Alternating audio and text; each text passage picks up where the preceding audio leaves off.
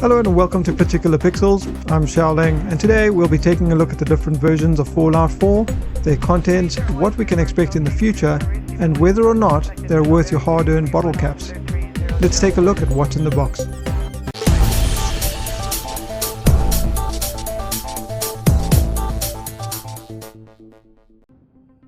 So Fallout 4 has been released and it's doing pretty well. Bethesda have said that it sold over 12 million copies in the first 24 hours. A long-awaited, highly anticipated sequel for sure.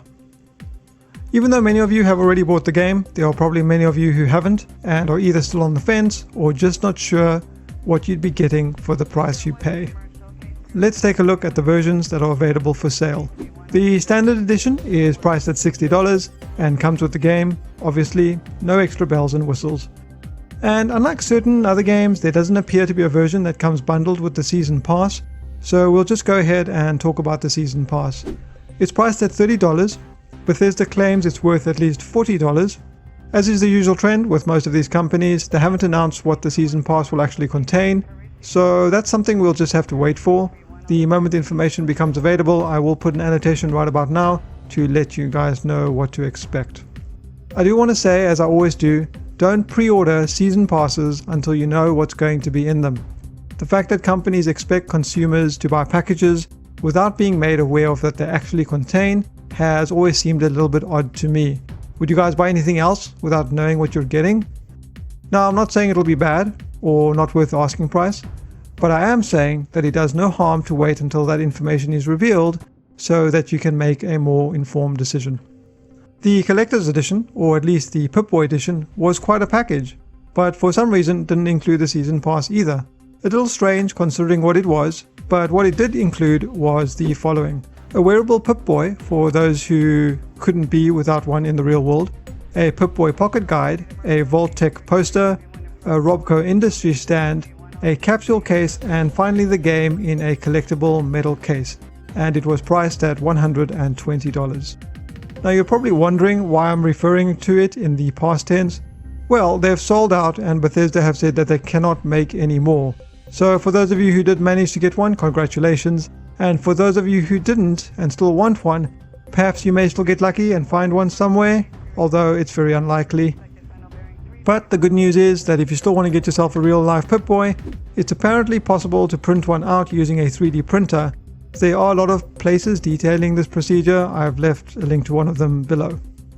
The Creation Kit toolset will be available at some point early next year, according to Bethesda. Modding has always been a large part of their games, and Fallout 4 will be no different. And this time, it seems that the tool will be coming to consoles as well. Bethesda have also said that there will be free content updates for the game, much like Skyrim's kill cam and legendary mode patches.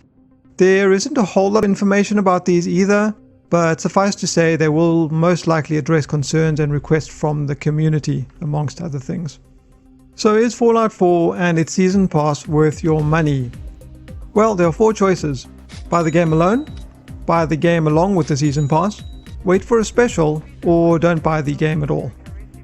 The game itself is $60, as I mentioned earlier. Buying the two together will set you back $90, which is for the most part on par with other titles combined with their season passes. I can't comment on the value of the season pass, as at this point we don't have any information. But at least Bethesda haven't hiked up the price of their season pass, like more recent games like Call of Duty Black Ops 3 and Star Wars Battlefront, whose season passes are sitting at $50, so that's one positive. On release, there have been several reports and articles about the performance issues in the game. Not everyone is having problems, but there seem to be a fair amount of people having these issues by the looks of it. People with top-end hardware having stutter issues, big frame rate drops in specific areas, in large battles and the like. I've read that the frame rate is also directly tied to the physics, so large variances in performance, either very low or very high frame rates, would result in some strange behavior. Now I know every game has frame drops at points, so why am I singling this out? I'd have to say simply because there seems to be a lot of commotion about it. Perhaps because it's such a big release that there are more numerous reports of these issues. No doubt though that these issues will be fixed over time. If I recall, most of Bethesda's games have launched with odd issues here and there. There are some complaints of the game looking dated, along with clunky animations, character models, as well as a cumbersome UI. Understandably, with so many great other open world games being released, people would be drawing comparisons. Bethesda games have always had stiff animations and strange character models, but it is a little surprising that those haven't been improved a great deal since their last game. But none of these things really seem to affect the enjoyment of the game. I've linked some of the articles regarding the issues I mentioned below if you want to read more about that, and I've put the system requirements up on the screen if you're wondering whether or not your PC is able to run the game. If you're desperate to start your journey into the Wasteland, then by all means get the game. There is sure to be a great deal of content to keep you occupied and entertained for many hours.